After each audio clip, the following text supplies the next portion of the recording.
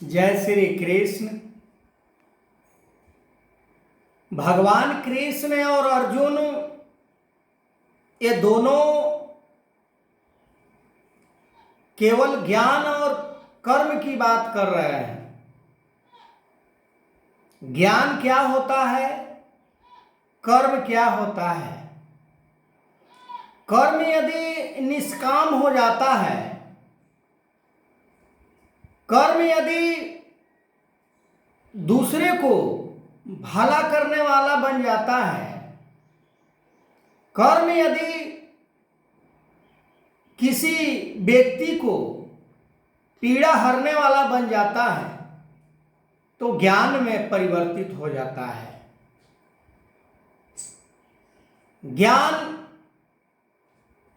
ज्ञान से हमें सही और गलत चीज का परख करने का निर्देश देता है। इसीलिए इस शरीर में 5 ज्ञान इंद्रिया और 5 कर्म इंद्रिया। ज्ञान इंद्रिया कर्म इंद्रिया को गलत करने से रोकता है, और वही यदि ज्ञान इंद्रिया कर्म इंद्रिया को नहीं रोकता है तो इससे साबित होता है कि ज्ञान इंद्रिया को उसने उपयोग में लाकर कर्म को नहीं कर रहा है।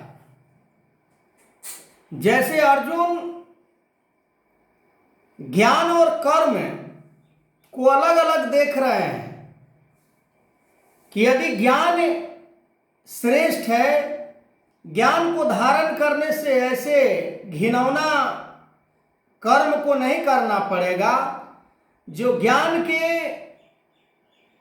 ऊपर यदि हम चले, ज्ञान को धारण करें तो युद्ध नहीं करना पड़ेगा, पर कर्म को धारण करने से हमें ऐसे निंदनीय युद्ध रूपी कर्म को करना पड़ रहा है। तो आप केशव हमें ऐसे कर्मों में क्यों उलझा रहे हो? अर्जुन को समझ में नहीं आ रहा है। गुरु जो भी अपने शिष्य के लिए कर्म निर्धारित करता है उसको भले के लिए ही करता है। जैसे गुरु ने जीवन को समर्पित करके जीवन के बारे में समझाकर 5 प्राण 3 कर्म, आज भी ये प्रक्रिया जारी है। 5 प्राण 3 कर्म, पर हम कितने कर्म को सच्चे दिल से सच्चे मन से मानते हैं वो हम खुद जानते हैं। 3 कर्म की बात रही। सेवा करनी है, किसको सेवा करनी है? सुमिरन करना है, किसको सुमिरन करना है? सत्संग करना है। सत्संग में हमें क्या सिखाया जाता है? ज्ञान की बात हमें समझाई जाती है कि ज्ञान को कैसे अपने जीवन में संग्रह करना है। पर हम संग्रह क्या करते हैं? दुनियावी चीजों को संग्रह करने में अपना योगदान ज्यादा से ज्यादा देते हैं। ये ज्ञान का मतलब ये नहीं हुआ। ज्ञान हमें पूर्ण समर्पण सिखलाता है। ज्ञान हमें त्यागी बनाता है।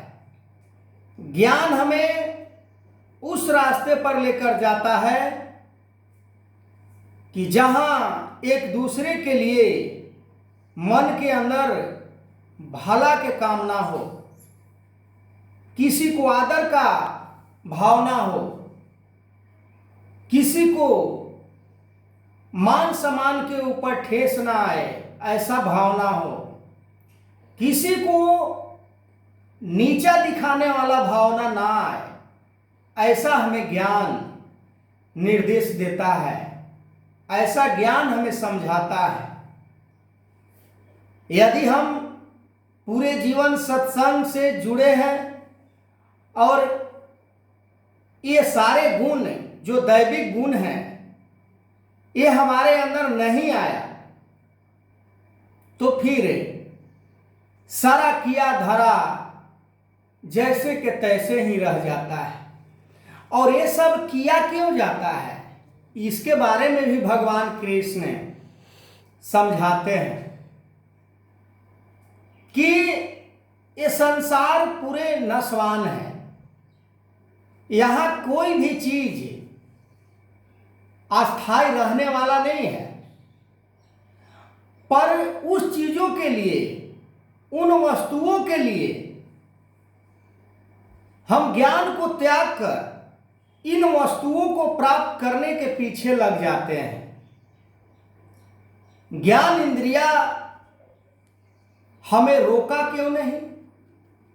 क्योंकि हमने ज्ञान को जाना ही नहीं, क्योंकि सतगुरु को बात को हमने माना ही नहीं। जैसे अर्जुन के मन के अंदर शंका, यानी भगवान कृष्ण के बातों पर पूरे विश्वास ना होना।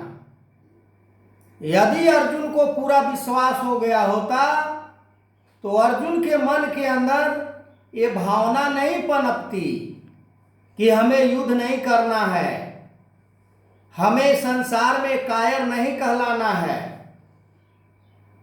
क्यों अर्जुन क्यों ऐसा किए?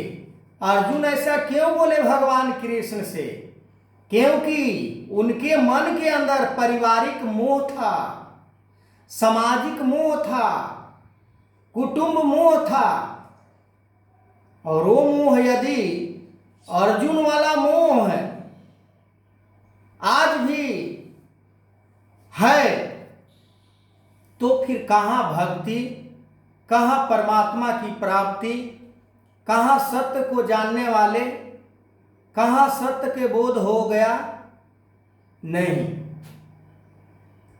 भक्ति गंवाने का चीज है, भक्ति दिखाने का चीज नहीं है कि मैं भक्त बन गया। और ये भी यदि हमारे मन के अंदर भावना बन रहा है या बन रहा होगा या बना हुआ है कि किसी पद को प्राप्त कर लेने के उपरांत भक्त हम कहला जाएंगे, ऊंचे पोजीशन को प्राप्त करने के उपरांत हम भक्त कहला जाएंगे, बहुत सुंदर लिबास को धारण कर लिए तो भक्त कहला जाएंगे, तो ऐसा भी नहीं है। यदि ऐसा होता तो सुदामा फिर भक्त के श्रेणी में नहीं आते, ऐसा होता तो भक्त प्रहलाद भक्त के श्रेणी में नहीं आते, क्योंकि उन्होंने राजा के पुत्र होकर भी राजभवन के सुख को त्याग करके भगवान विष्णु के शरण में शरणागत हो गए, वो अपने गुरु नारद को कहने से। पर हम अपने गुरु को बात को नहीं मानते हैं। गुरु ने 5 प्रण 3 कर्म जो समझाया उसी को हम नहीं मानते हैं, पर दिखावा करने के लिए तो बहुत आगे हम निकल जाते हैं।